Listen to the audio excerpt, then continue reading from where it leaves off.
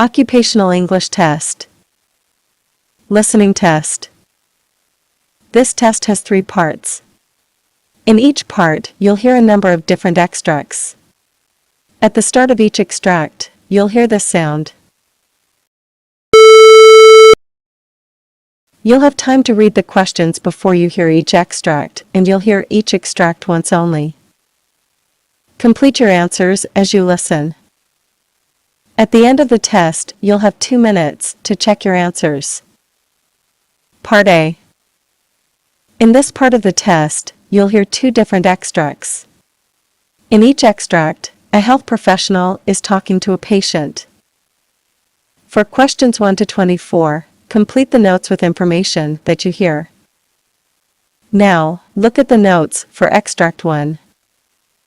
Extract 1, questions 1 to 12. For questions 1 to 12, complete the notes with a word or short phrase that you hear. You now have 30 seconds to look at the notes.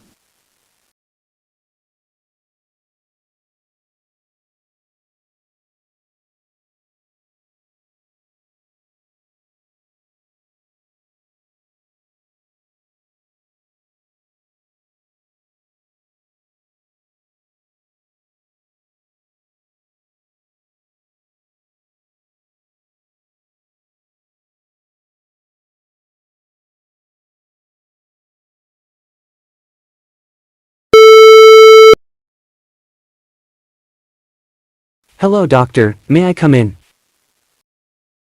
Yes, please be seated. May I know your problem?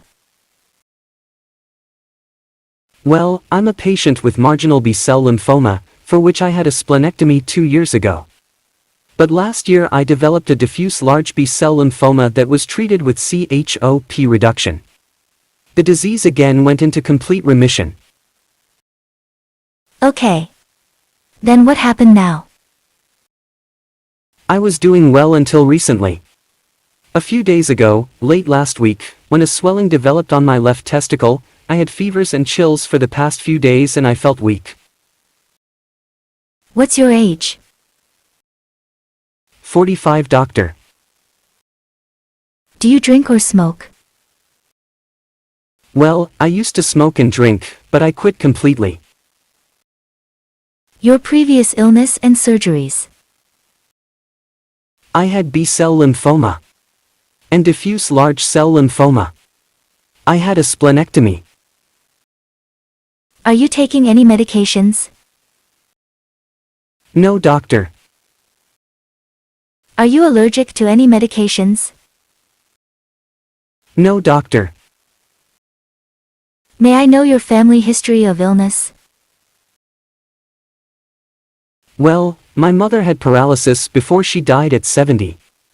My father is deceased at the age of 84 of head and neck cancer. My 56-year-old brother with type 2 diabetes and blindness are secondary to diabetic retinopathy.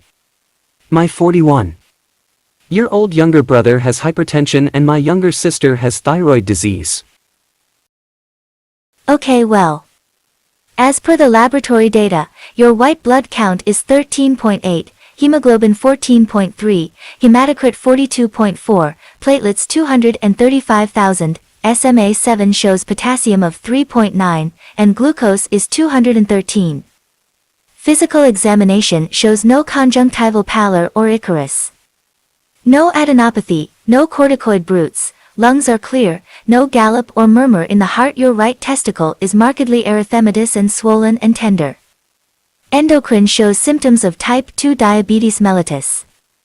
You have left testicular swelling. It is tender. Etiology possible epididymitis or possible torsion of the testes. You have a history of diffuse large cell lymphoma and remission. You have a history of marginal B-cell lymphoma status post-splenectomy 2 years ago. You have a history of diabetes mellitus. I recommend that you have the ultrasound tests done for the scrotum and abdomen. I will ask for a CT scan of the abdomen and pelvis after seeing the ultrasound reports. I am prescribing IV antibiotics. See me once you... Extract 2, questions 13 to 24. For questions 13 to 24, complete the notes with a word or short phrase that you hear. You now have 30 seconds to look at the notes.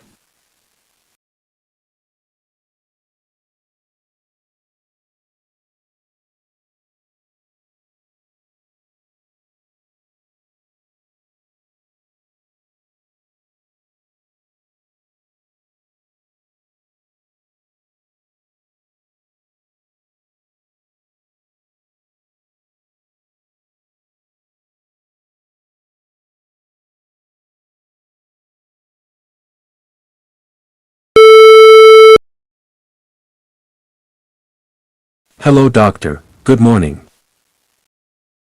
Yes, good morning, what's your problem? Well, doctor, I have a sinus problem.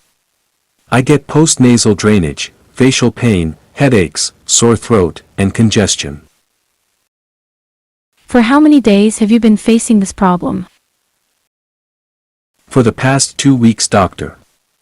I'm also getting snoring tooth pain and nasal burning. Is it moderate or severe? It worsens in the evening and morning.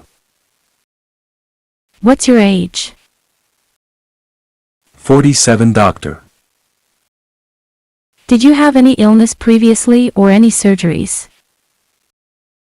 Yes. Surgeries. Gallbladder and hernia. Do you drink or smoke? I don't drink, but I smoke 1 pack of cigarettes per day for the past 15 years. Does any of your family members have any illness? Yes, I have a family history of allergies and hypertension. What are the medications you are taking? Claritin dilantin and Rhinocort nasal spray. Are you allergic to any medicine? No, doctor. Well, your auricle external auditory canals reveal no significant abnormalities bilaterally. TM's intact, with no middle ear effusion, and on mobile to insufflation. Your intranasal exam reveals moderate congestion and purulent mucus. Your oropharyngeal examination shows teeth alveolar ridges reveal a missing molar. Examination of the posterior pharynx shows a prominent uvula and prominent postnasal drainage.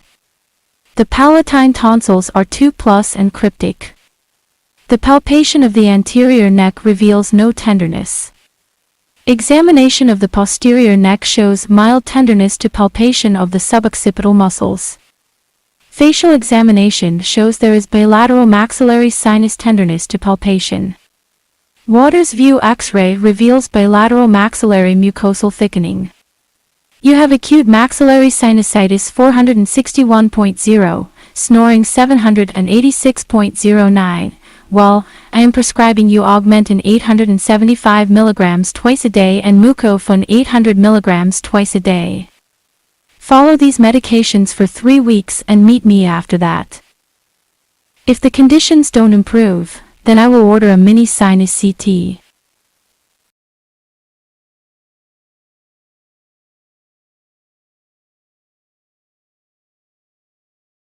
That is the end of Part A. Now look at Part B. Part B. In this part of the test, you'll hear 6 different extracts.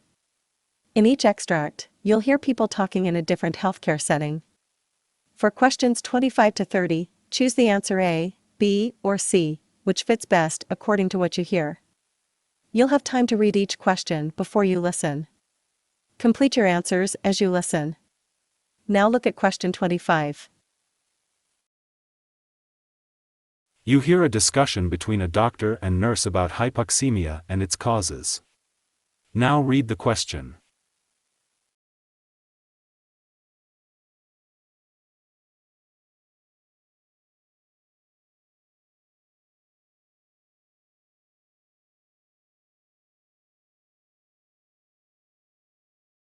Hello, doctor. What is hypoxia and what are its causes?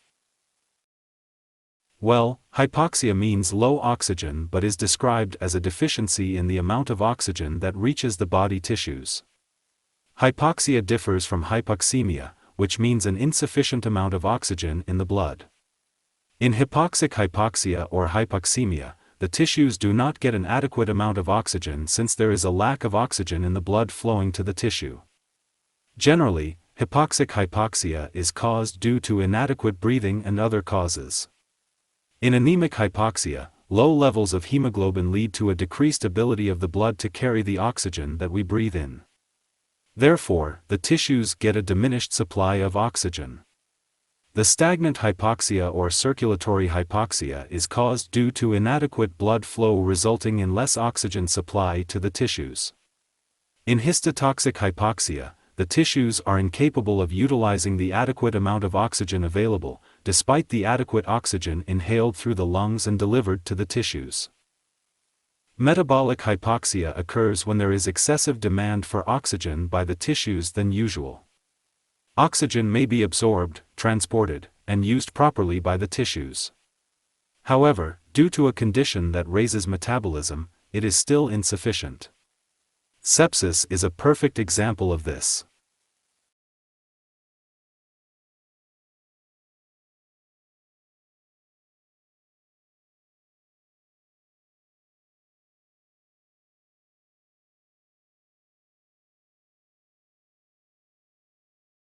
You hear a lecture about the disease called botulism. Now read the question.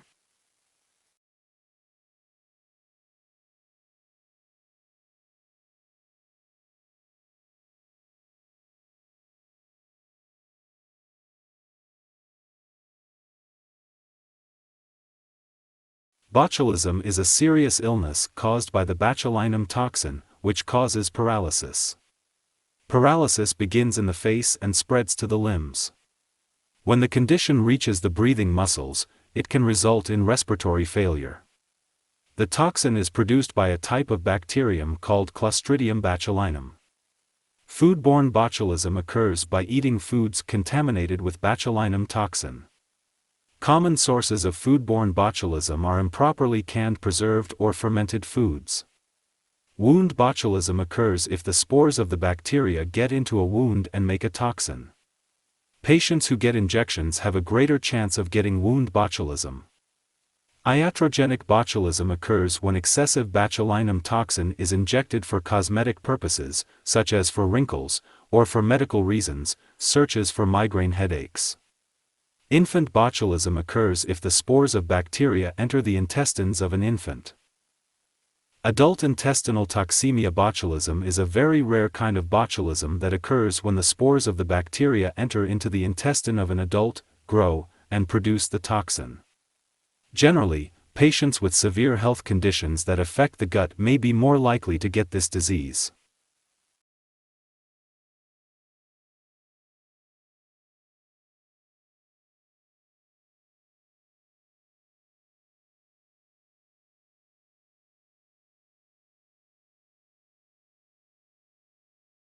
You hear a discussion about gastroesophageal reflux disease. Now read the question.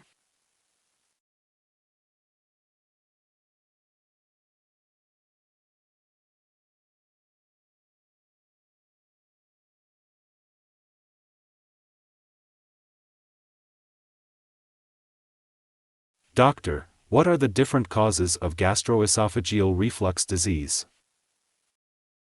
Gastroesophageal reflux disease, or heartburn, is caused in many different ways.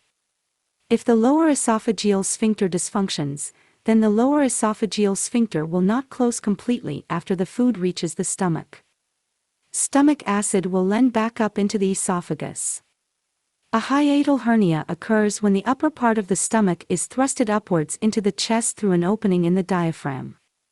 This occurs due to a weakening in the diaphragm or due to increased abdomen pressure searches with obesity. This opening is called the esophageal hiatus or diaphragmatic hiatus. It is considered that a hiatal hernia weakens the lower esophageal sphincter and causes reflux. When a patient has a motility disorder or slow stomach emptying, is caused due to a problem within the muscle itself or a problem with the nerves or hormones that control muscle contraction. Over 50% of the patients with gastrointestinal reflux disorder have the abnormal nerve or muscle function in their stomachs, resulting in impaired motility. Esophageal irritation is caused when certain types of food, drink, smoking, and medications can directly irritate the lining of the esophagus. In such conditions, it makes a difference to take the pill with a full glass of water and to stay upright after taking medicines for about 30 minutes.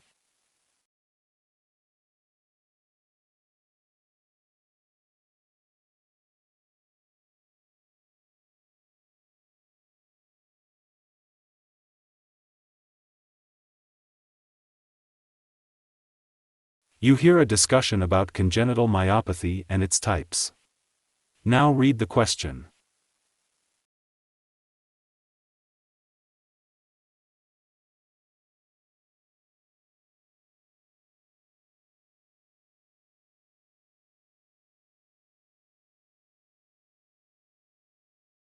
Hello doctor, what is congenital myopathy and what are its types? Congenital myopathy means that a person is born with myopathy. Sometimes a hereditary medical illness does not develop symptoms until a person grows into an adult.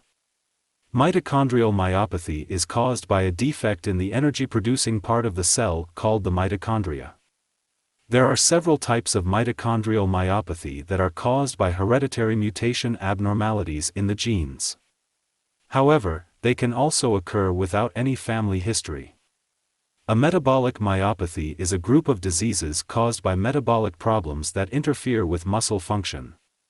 Generally, this condition is caused by defects in the genes that code for certain enzymes that are essential for normal muscle movement. Anemolan myopathy is a group of disorders characterized by the presence of structures called nemolan rods in the muscles. Nemolan myopathy is often linked with respiratory muscle weakness.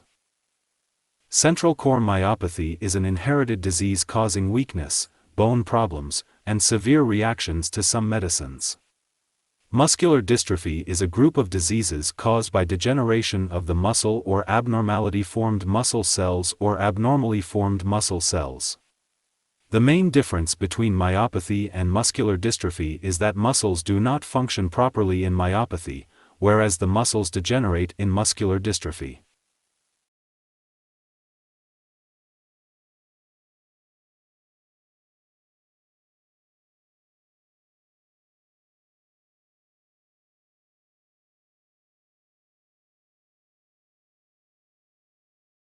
You hear a discussion about primary brain tumors. Now read the question.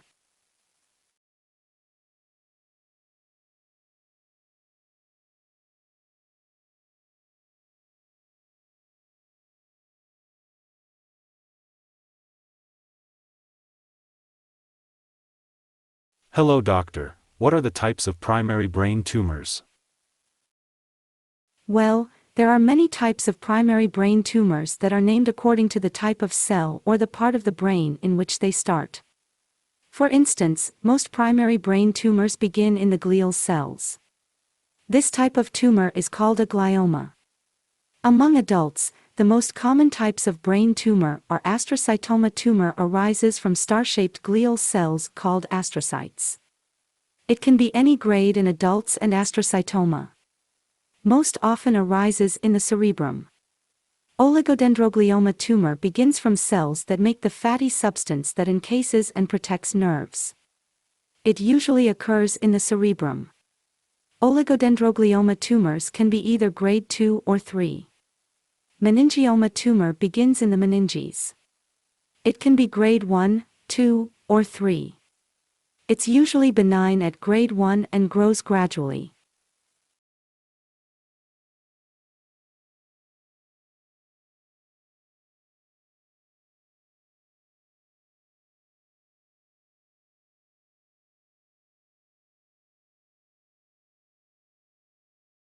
You hear a discussion about different types of aspergillosis. Now read the question.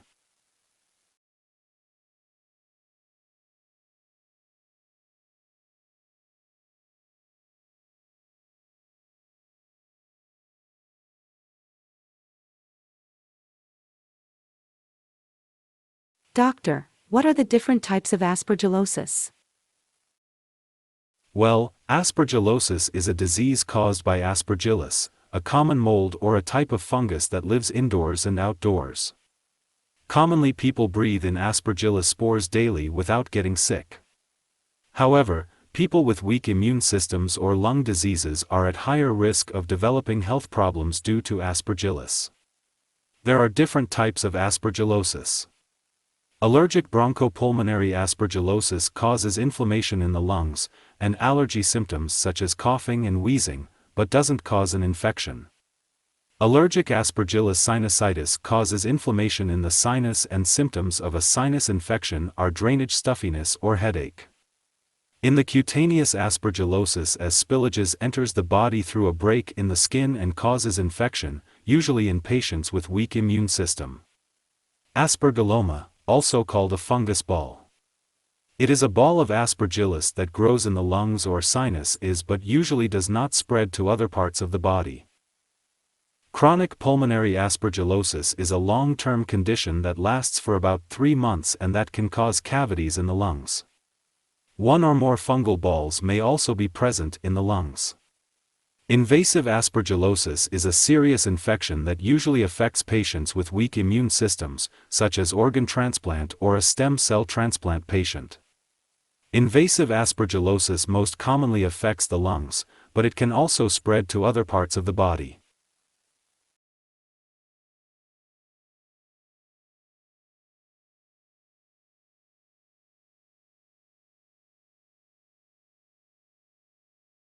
That is the end of Part B.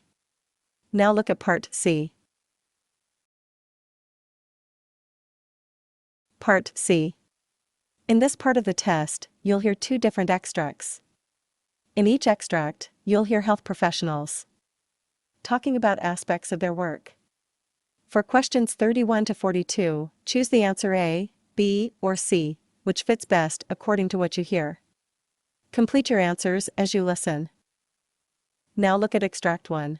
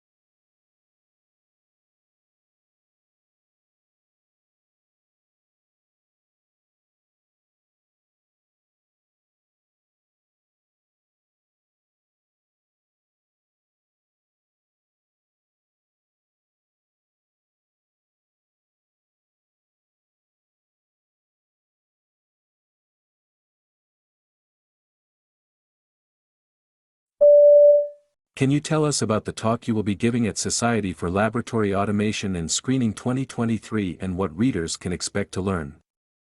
Absolutely. My talk is titled, A Suite of Arrayed CRISPR Assays in Primary Respiratory Cells for the Identification and Validation of New Targets for COPD.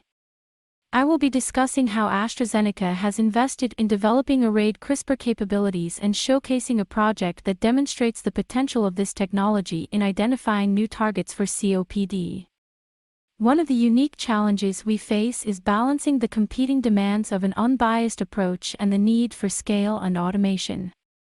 In the case of a whole genome screen, for instance, we use 64x384 well plates per treatment arm, which requires significant automation to make it feasible.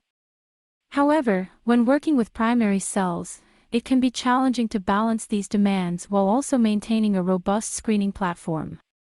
During my talk, I will be discussing the workflow that sits behind the data, highlighting the amount of work required to set it up.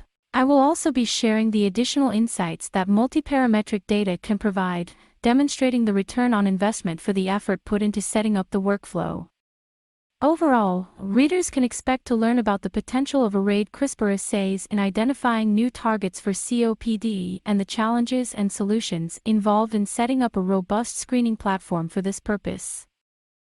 Can you tell us more about your research on COPD and how it could potentially lead to new treatment options for patients? Absolutely. COPD is a chronic inflammatory disease and is currently the third leading cause of death worldwide. The damage caused to the lungs during COPD is irreversible, and current treatments primarily focus on slowing down the progression of the disease. However, for some patients, the condition continues to progress, impacting their quality of life or even leading to life-threatening complications. Our research focuses on identifying new targets for COPD treatments.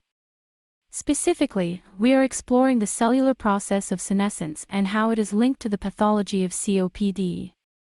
By identifying new regulators of senescence, we may be able to develop new therapeutics to target this process, potentially offering better treatment options for COPD patients. If successful, our research could lead to improved treatments compared to existing therapies or even be used in combination with standard of care medications for better patient outcomes. Ultimately, our goal is to improve the lives of patients with COPD and contribute to better overall health outcomes. Can you explain what further steps are necessary before this treatment can become a reality?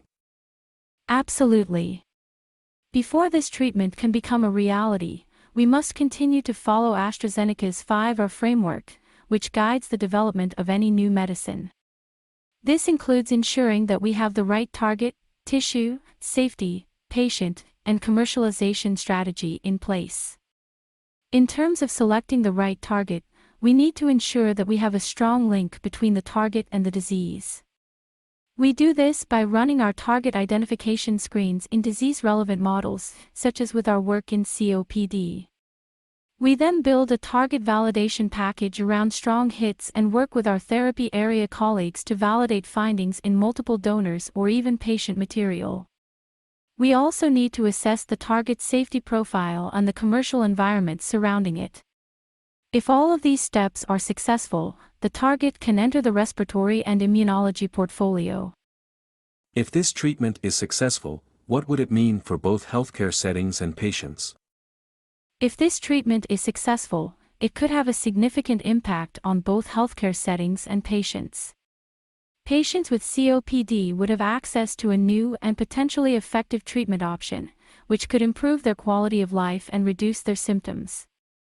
Healthcare providers would also have another tool in their arsenal to treat this disease, which could lead to better patient outcomes. Additionally, if this treatment is successful, it could pave the way for further research into this area, leading to more effective treatments for COPD and other respiratory diseases.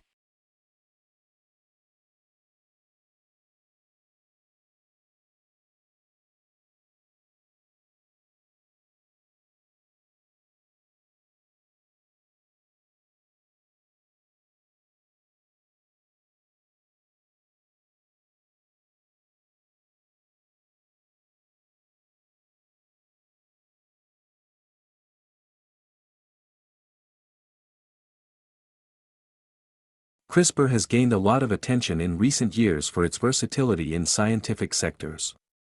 Can you explain how CRISPR can benefit different medical sectors, and are there any particular sectors you feel it could benefit? Certainly. CRISPR is a tool that has been described as game-changing for a good reason. It has revolutionized the drug discovery process, and its compatibility with other emerging technologies, such as artificial intelligence, omics, and next-generation sequencing, has expanded its application portfolio. One of the unique aspects of CRISPR is that it spans the entire drug discovery paradigm, from identifying and validating targets to deploying CRISPR-based cell and gene therapies in the therapeutic space. In addition, we are currently exploring the use of CRISPR to identify new targets for the non-coding genome. While CRISPR screens have been widely adopted to analyze the function of coding genes, applying the technology to non-coding elements is technically more challenging. However, progress is being made, and we expect to see exciting discoveries as we start to explore the remaining 98.5% of the genome that is non-coding. CRISPR has the potential to benefit multiple medical sectors, and we are excited to continue exploring its potential in drug discovery and other medical areas. Collaboration is often seen as critical to achieving scientific breakthroughs and technological advancements in the life sciences. How important is collaboration to your research at AstraZeneca? Collaboration is fundamental to our research at AstraZeneca. We believe in working together, whether it's within my team, with our therapy area colleagues from different parts of the world, or through external collaborations with academic and industry partners. Our projects are part of larger matrix teams that bring together people from various parts of the business to share their knowledge and ideas. Collaboration is particularly important in functional genomics because our work requires a combination of deep disease knowledge from therapy areas and assay development and screening knowledge from our team. We are currently engaged in several external collaborations, and they allow us to explore novel science beyond our portfolio and assess new technologies. Additionally, we work closely with the Open Innovation Program, a collaboration portal that facilitates interactions and partnerships with other organizations. In summary, collaboration is a crucial aspect of our research at AstraZeneca, and we believe that it will continue to play an essential role in driving scientific advancements in the life sciences. Scientific conferences, like the Society for Laboratory Automation and Screening, have been touted as a valuable means of fostering new partnerships and challenging new research ideas. In your experience, how important are these conferences to achieving those goals? Conferences are an essential part of the scientific community, as they provide opportunities for scientists to expand their knowledge and connect with others in their field.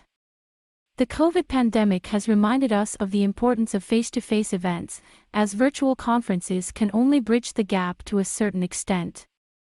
In my opinion, attending conferences is a fantastic way to immerse oneself in new science, reflect on one's work, and return energized and full of ideas. The connections one makes at conferences are also incredibly valuable. For instance, at a recent local meeting, I had a serendipitous interaction that helped me find a solution to a problem that had previously stumped my team.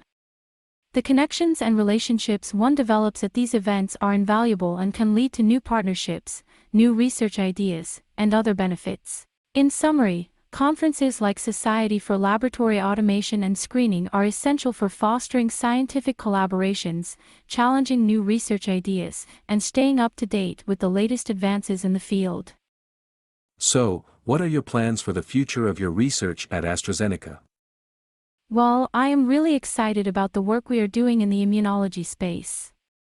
We have invested a lot of time and resources into developing our capabilities for functional genomic screens in this area over the past year. However, working with immune cells presents unique challenges that we need to address, such as rare cell types and donor variability. In addition, the endpoints for these screens are complex, with multi-cell type functional assays and multiparametric endpoints. Despite these challenges, I believe the potential applications of this work go beyond target identification and validation.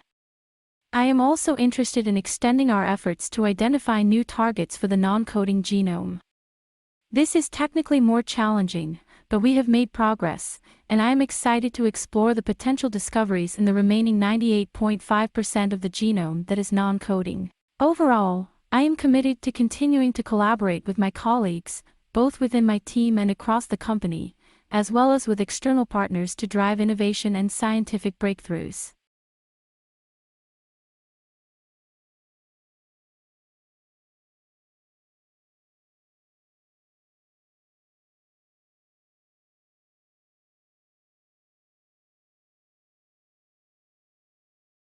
Now look at Extract 2. Extract 2, questions 37 to 42. You now have 90 seconds to read questions 37 to 42.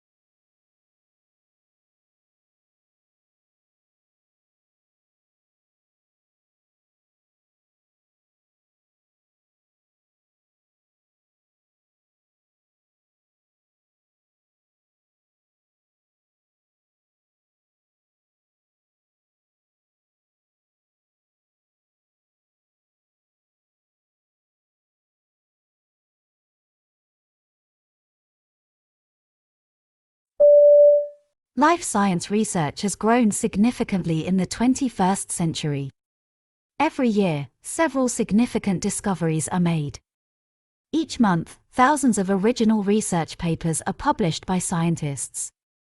Although there are many causes for this growth trajectory, this article focuses on one frequently overlooked factor. The inexpensive piston pipette that can be found on many lab workbenches has greatly aided in streamlining research workflows. This article will follow the development of the piston pipette, and highlighted how air displacement pipettes from CAP can assist users in enhancing their research outcomes. Life science labs have not always used piston pipettes as frequently as they do now. For a large portion of modern scientific history, scientists pipetted by mouth. In the middle of the 20th century, a German scientist from Marburg changed this. Heinrich Schnittger created the first piston pipette by altering a syringe. Manufacturers like CAP have worked to increase the accuracy and precision of piston pipettes since they first introduced this straightforward air displacement pipette. Modern piston pipettes have fueled the modern era's expansion of the life sciences. Air displacement pipettes are the most typical type of contemporary piston pipette. Pipettes used for air displacement have a piston that is housed inside the pipette assembly. An air cushion is used to separate the plunger from the liquid that is to be transferred. This cushion will shield samples from contamination if the user has a good pipetting technique. In early piston pipettes, the air cushion would be affected by changes in the environment, i.e., humidity, temperature, etc. Modern air displacement pipettes from CAP can be used with high precision and accuracy in a variety of settings. Air displacement pipettes are also inexpensive and widely accessible. Positive displacement technology is used by some piston pipettes to transfer liquids.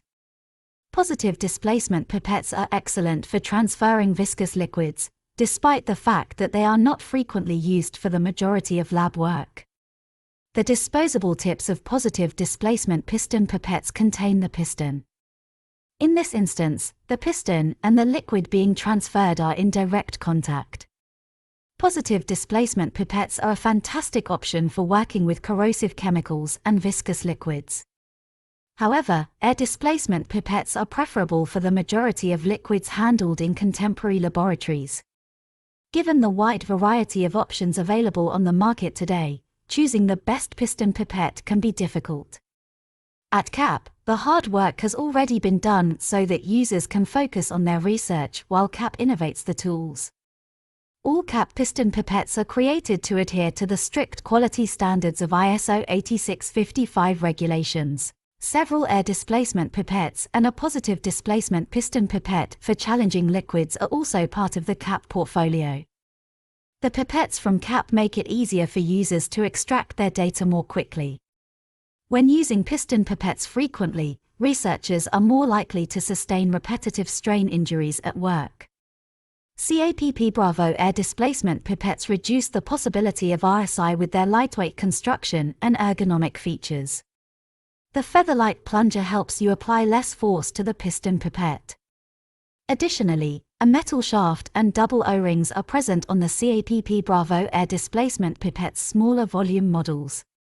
With the aid of these features, CAPP Bravo air displacement pipettes can maintain their accuracy for longer periods of time and are resistant to unintentional and deliberate wear and tear.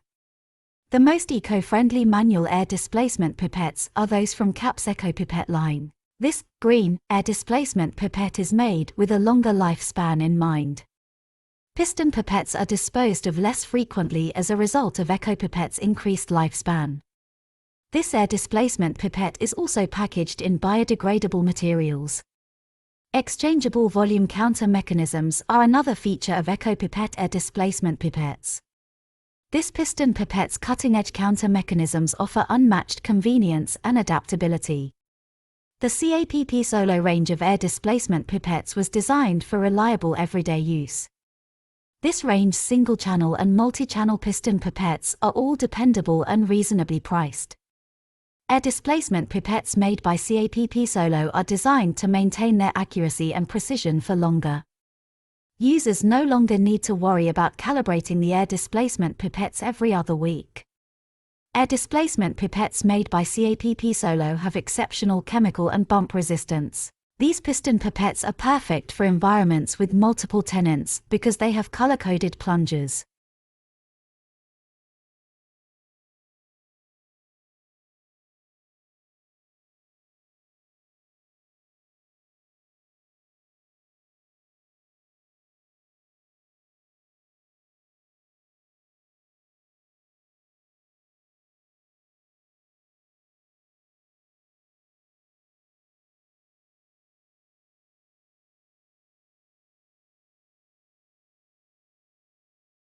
CAPP Trio is the only air displacement pipette in the world with many interchangeable fixed volumes. With this cutting-edge piston pipette, users will have access to 3 air displacement pipettes in one device. Simply remove the detachable volume knob and insert a different one to adjust the volume. The CAPP Trio piston pipette provides more flexibility with this straightforward volume-changing mechanism. This unique air displacement pipette offers custom knobs in addition to regular volume knobs. For additional flexibility, a variable volume pipette can be added to the CAPP Trio piston pipette. CAP microbiology pipettes defy convention by handling viscous liquids even though the majority of air displacement pipettes are not designed to.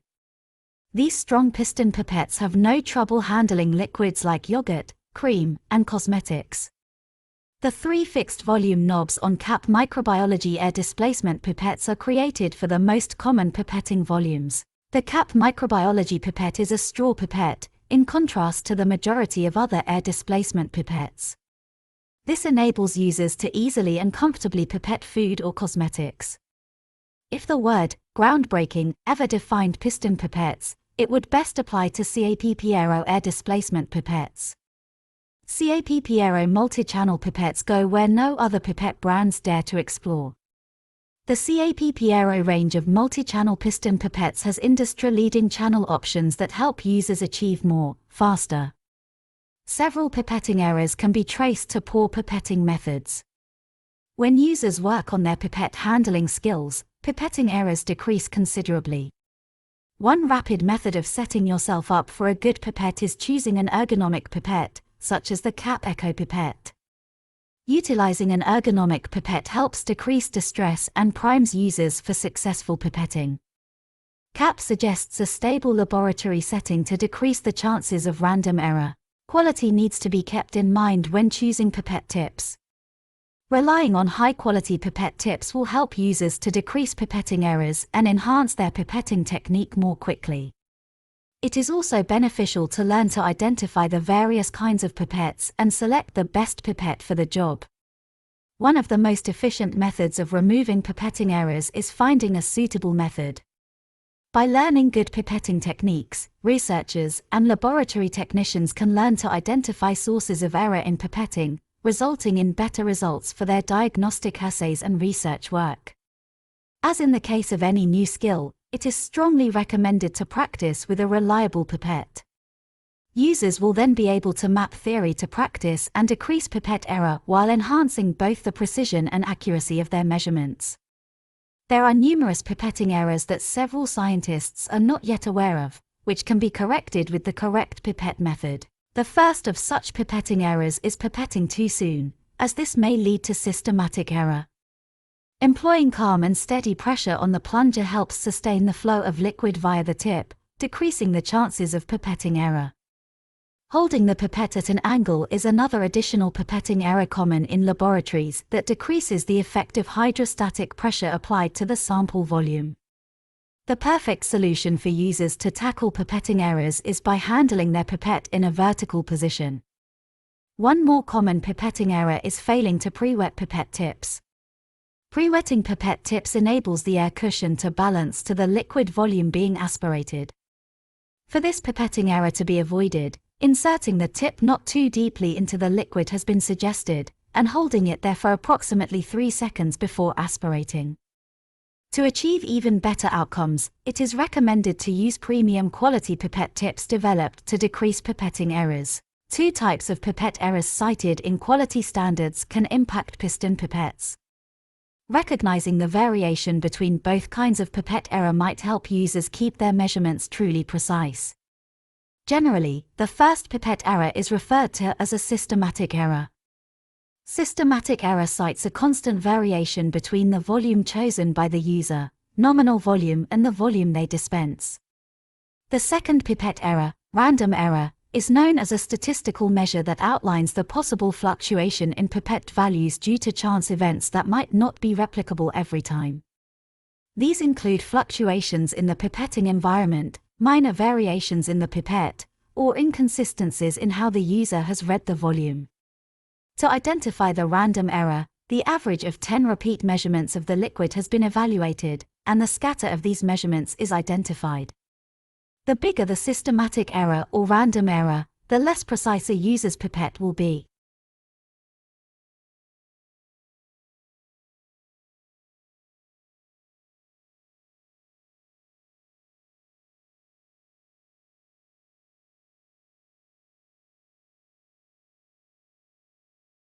That is the end of part C.